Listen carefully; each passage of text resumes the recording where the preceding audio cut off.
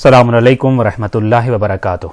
नाज़रीन इकराम, Medina Munawwara से कोई 300 किलोमीटर के फासले पर एक जगह है जिसका नाम मुरैसी है, जहाँ कबीला बनु मुस्तलक आबाद था। ये कबीला बुनियादी तौर पर इस्लाम मुखालिफ और नबी करीम सल्लल्लाहु अलैहि वसल्लम की मुखालफत में मुख्तलिफ सरगर्मियों में मसरूफ रहता था। कबीले के सरदार का नाम हारिस इब्न अबी ज़रार था। सन 5 हिजरी में इसने मुख्तलिफ कबाइल को अपने साथ मिलाया और नबी करीम सल्लल्लाहु अलैहि वसल्लम के शहर पर हमला करने की मनसूबाबंदी करने लगा। उधर नबी करीम सल्लल्लाहु अलैहि वसल्लम को भी इस हमले की इत्तिला हो गई, लिहाजा आप सल्लल्लाहु अलैहि वसल्लम ने उन्हीं के इलाके और उन्हीं के घर में जाकर उनका मुकाबला करने और उनके इरादों को खाक में मिलाने का फैसला किया। मुरैसी नामी इलाके में जाकर लड़ी जाने वाली आपकी ये मुहिम ग़ज़वा बनु मुस्तलक कहलाती है। बनु मुस्तलक और उसके हलीफ कबाइल ने जब मुसलमानों को अपने इलाकों में देखा तो वो बहुत परेशान हो गए। इसका पहला असर तो ये हुआ कि बनु मुस्तलक के जितने भी हलीफ कबाइल थे वो सब मैदान से फरार कर गए और लड़ने से इनकार कर दिया। बनु मुस्तलक को चारों नाचार मैदान में मुकाबला में उतरना पड़ा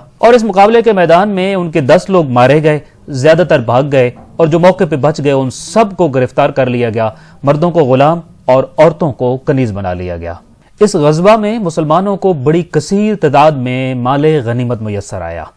माले गनीमत में उस कबीले के सरदार हारिस इब्न अबी ज़रार की बेटी जुवैरिया भी शामिल थी। मफ्तूहा कबीले से हासिल होने वाले माले गनीमत को जब तकसीम किया गया तो जुवैरिया बिनते हारिस एक मुसलमान के हिस्से में आई जिनका नाम साबित इब्न कैस था। इस दौरान जनाब जुवैरिया ने नबी करीम सल्लल्लाहु अलैहि वसल्लम से मदद तलब की कि उनके आका से मामलात यूं तय पाए हैं कि एक खास मिकदार तक अगर ये माल उनको अदा कर देंगी तो वो इनको आज़ाद कर देगा। नबी करीम सल्लल्लाहु अलैहि वसल्लम से जब इस तरह की मदद तलब की गई तो आप सल्लल्लाहु अलैहि वसल्लम ने वो मतलूबा माल उनके आका और मौला को दे दिया और यूं इनको अपनी कनीजी में ले आए। बाद अज़ां आप सल्लल्लाहु अलैहि वसल्लम ने उन्हें आज़ाद कर दिया और फिर अपने निगाह में ले आए।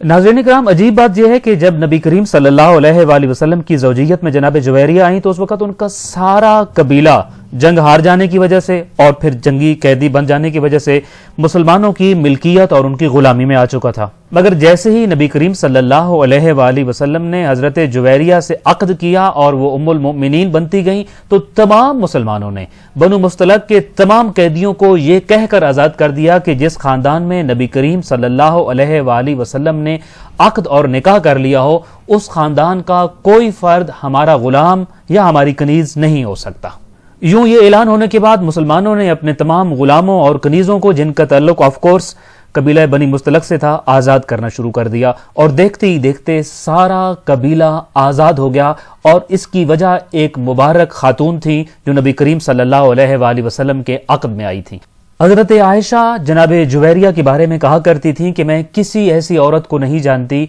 जो अपनी कौम के लिए उनसे ज्यादा बाबरकत साबित हुई हो। फला आलमु इम्राअतन आज़म बरकतन अला कौमिहा मिनहा, यानी उनसे ज्यादा बाबरकत खातून अपने कौम और कबीले के लिए मैंने कभी नहीं देखी।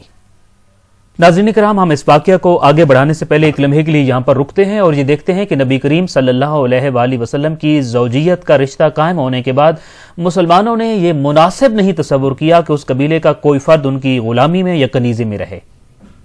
जरा तस्वुर कीजिए, ये खूनी रिश्ता नहीं था।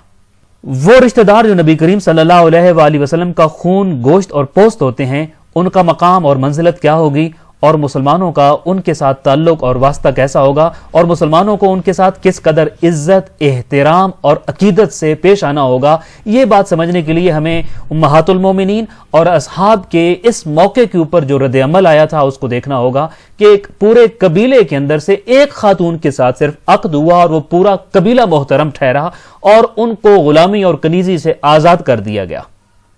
जो नबी करीम सल्लल्लाहु अलैहि वसल्लम की गोद में पले हों, बड़े हुई हों और नबी सल्लल्लाहु अलैहि वसल्लम के फर्जंदान कहलाते हों और उनके अहलुल बैत हों और जिनके बारे में नबी करीम सल्लल्लाहु अलैहि वसल्लम ने कहा हो कि ये मेरे गोश्त हैं, ये मेरे पोस्त हैं, ये मेरे नफ्स हैं, ये मेरी जान हैं, ये मुझसे हैं और मैं उनसे हूं। उनका मकाम और मंजिलत ग़ज़वा बनी मुस्तलक के साथ कंपैरिजन में कभी देखने की कोशिश जरूर करनी चाहिए।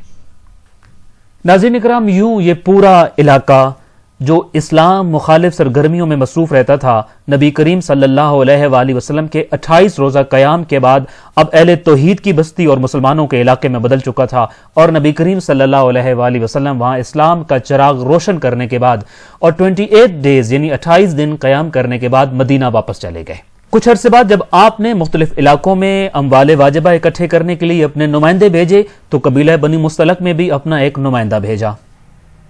قبیلہ بنو مستلق سے زکوٰۃ اور اموال واجبہ اکٹھے کرنے کی ذمہ داری ولید ابن عقبہ کے ذمے آئی اور یوں ان کو زکوٰۃ اکٹھی کرنے کے لیے مدینہ سے روانہ کر دیا گیا۔ ادھر اہل قبیلہ کو پتہ چلا کہ رسول اللہ صلی اللہ علیہ وآلہ وسلم کا نمائندہ ان کی جانب آ رہا ہے تو وہ بڑے خوش ہوئے اور ان کے استقبال کے لیے اپنے شہر سے باہر نکلے۔ کچھ لوگ اپنے سواریوں پر سوار تھے جبکہ باقی سارا شہر پیدل شہر سے باہر آ چکا تھا، اور ادھر ولید ابن عقبہ نے جب دیکھا کہ یہ سب لوگ شہر سے باہر آ گئے تو وہ ان کو دیکھ کر ڈر گیا اور وہ یہ سمجھا کہ وہ اس پر حملہ کرنے کے لیے آ رہے ہیں، اسی لیے وہ وہیں سے واپس مدینہ پلٹ گیا اور نبی کریم صلی اللہ علیہ وآلہ وسلم کی خدمت میں حاضر ہو کر کہا کہ ان سب لوگوں نے مل کر میرے اوپر حملہ کر دیا اور مجھے قتل کرنا چاہا اور میں بڑی مشکل سے وہاں سے اپنی جان بچا کر واپس مدینہ پہنچا ہوں۔ مسلمانوں نے جب یہ بات سنی تو ان کو چونکہ اس بات کی ہرگز توقع نہ تھی کہ بنو مستلق کے لوگ نبی کریم صلی اللہ علیہ وآلہ وسلم کے احسان کو اور ان کی رشتہ داری کو بھلا کر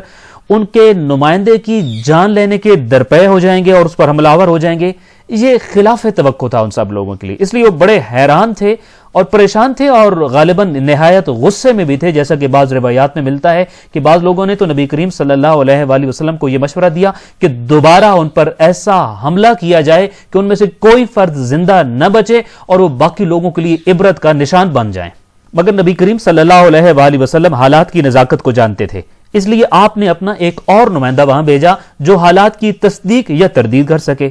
جب وہ نمائندہ واپس آیا تو اس نے یہ بتایا کہ اس نے وہاں جا کر خود اس قبیلے کے اندر صبح کی اذان سنی اور ان لوگوں کو نماز ادا کرتے دیکھا ہے، لہٰذا اس خبر میں کوئی صداقت نہیں کہ وہ اسلام سے پھر چکے ہیں اور اسلام کے منکر ہو گئے ہیں، بلکہ اس نے ساتھ یہ بھی بتایا کہ اسی بابت قبیلے کا ایک وفد نبی کریم صلی اللہ علیہ وآلہ وسلم کی خدمت میں جلد پہنچنے بھی والا ہے، اور کچھ ہی دیر میں وہ وفد پہنچ بھی گیا۔ انہوں نے نبی کریم صلی اللہ علیہ وآلہ وسلم کو پوری حقیقت بتائی کہ ہم آپ کے نمائندے کے احترام اور استقبال کے لیے اپنے گھروں سے باہر نکلے تھے اور اپنی زکوٰۃ دینے کے لیے تیار بھی تھے، لیکن وہ اچانک منہ موڑ کر آپ کی طرف چلا آیا اور ہم نے یہ بھی سنا ہے کہ اس نے آ کر یہاں ہمارے بارے میں غلط اطلاع دی ہے، حالانکہ ہم اسلام کے پابند اور زکوٰۃ دینے کے لیے مکمل تیار تھے اور تیار ہیں۔ اب اسی قبیلے سے 3 مختلف خبریں آ چکی تھیں۔ پہلی خبر جو ولید ابن عقبہ لایا تھا، دوسری خبر جو نبی کریم صلی اللہ علیہ وآلہ وسلم کا وہ نمائندہ لے کر آیا تھا جو تائید یا تردید کی غرض سے وہاں بھیجا گیا تھا، اور تیسری خبر وہ وفد لایا تھا جو بنو مستلق سے یہاں پر آیا تھا۔ نبی کریم صلی اللہ علیہ وآلہ وسلم خاموش تھے اور اسی دوران جبرائیل امین نازل ہوئے اور خالق کائنات کا یہ پیغام بھیجا، یا ایھا الذین آمنوا ان جاءکم فاسق بنبأ فتبینوا ان تصیبوا قوما بجہالۃ فتصبحوا علی ما فعلتم نادمین، یعنی اے ایمان والو، اگر کوئی فاسق تمہارے پاس کوئی خبر لائے تو تحقیق کر لیا کرو، کہیں ایسا نہ ہو کہ تم کسی قوم کو لا علمی میں نقصان پہنچا دو اور پھر اپنے کیے پر پچھتاؤ۔ سورہ حجرات کی اس آیت نے بنو مستلق کی تائید کی اور فاسق کی تکذیب کی کہ وہ غلط پیغام لایا ہے، لہٰذا بغیر تحقیق کے اگر اس کی بات مان لی جاتی اور لا علمی میں اس قوم پر حملہ کر دیا جاتا، جیسا کہ بہت سارے لوگ یہی مشورہ بھی دے رہے تھے، تو یقیناً اس میں بہت بڑا نقصان ہوتا اور مسلمانوں کو اپنے اس عمل پر پچھتانا پڑتا۔ خالق کائنات نے قیامت تک کے لیے مسلمانوں کو نبی کریم صلی اللہ علیہ وآلہ وسلم کے تھرو یہ پیغام دیا ہے کہ ایمان والو، جب بھی تمہارے پاس کسی بارے میں کوئی خبر آئے اور خبر لانے والا فاسق ہو تو پھر خبر کی تحقیق کر لیا کرو، وگرنہ اس کی خبر میں تمہارے لیے یقیناً نقصان کے پہلو پوشیدہ ہوں گے۔ ناظرین اکرام، ہماری زندگی میں بھی کئی ایسے مواقع آتے ہیں کہ جب ہم کسی شخص کی دی گئی خبر کی تحقیق کیے بنا کچھ فیصلے کر جاتے ہیں، یا کم از کم کچھ چیزوں کے بارے میں اپنا ذہن پازیٹیو یا نیگیٹو، مثبت صورت میں یا منفی صورت میں کوئی رائے قائم کر لیتے ہیں۔ اور دوسری طرف یہ بات بھی درست ہے کہ اسلام لوگوں پر اعتماد کرنے اور حسن ظن رکھنے کی تاکید بھی کرتا ہے، لیکن اس حکم میں فاسق اور ناقابل اعتبار افراد شامل نہیں ہیں، لہذا ایسے لوگوں کی بات پر اس وقت تک یقین نہ کیا جائے جب تک ان کے بارے میں تحقیق نہ کر لی جائے۔ اور دوسری بات یہ کہ جب بھی ہمیں کہیں سے کوئی بھی خبر ملتی ہے، وہ ہماری ذات کے بارے میں ہو سکتی ہے، وہ ہماری فیملی کے بارے میں ہو سکتی ہے، ہمارے دوستوں کے بارے میں ہو سکتی ہے، ہمارے کولیگ کے بارے میں ہو سکتی ہے، ہمارے کسی پارٹنر کے بارے میں ہو سکتی ہے، معاشرے میں موجود کسی بھی فرد کے بارے میں کہیں سے بھی کوئی خبر ملتی ہے، تو اسلام یہ کہتا ہے پہلے اسے کاؤنٹر چیک کیجئے، اس کی تصدیق کیجئے، اس کی تحقیق کیجئے، تحقیق کیے بنا اس کے اوپر اگر رائے قائم کی تو یہ یقین جانیے آپ غلط راہ پر چل رہے ہیں، اور غلط راہ پہ چلنے والے کو ہمیشہ نقصان ہوتا ہے اور وہ بعد میں پچھتاتا بھی ضرور ہے۔ آج کے اس بوسٹر میں ہم نے دو چیزیں جانی ہیں۔ پہلی بات یہ کہ نبی کریم صلی اللہ علیہ وآلہ وسلم کے اصحاب کی سنت یہ ہے کہ جہاں نبی کریم صلی اللہ علیہ وآلہ وسلم کا کوئی رشتہ ناتا استوار ہو جائے، وہ پورا قبیلہ اور وہ اس رشتے اور ناطے سے جڑے ہوئے تمام لوگ محترم ہو جاتے ہیں۔ یہی چیز اہل البیت علیہ السلام کے حوالے سے بھی تمام لوگوں کو ذہن میں رکھنی چاہیے۔ اور دوسری بات یہ کہ کسی بھی آنے والی خبر کو من و عن تسلیم کر لینا اور اس پر ری ایکٹ کرنا اسلامی نہیں بلکہ غیر اسلامی طریقہ ہے۔ اسلامی روش اور اسوہ حسنہ رسول خدا صلی اللہ علیہ وآلہ وسلم یہ ہے کہ اس خبر کے بارے میں پہلے تحقیق کی جائے، دیگر ذرائع سے اس کو پہلے چیک کیا جائے اور تمام ذرائع سے چیک کرنے کے بعد پھر اس کے بارے میں مثبت یا منفی کسی قسم کی رائے قائم کی جائے۔ دعائے خالق کائنات ہمیں نبی کریم صلی اللہ علیہ وآلہ وسلم کے پاکیزہ اسوہ پر عمل کرنے کی توفیق عطا فرمائے۔ السلام علیکم ورحمۃ اللہ وبرکاتہ۔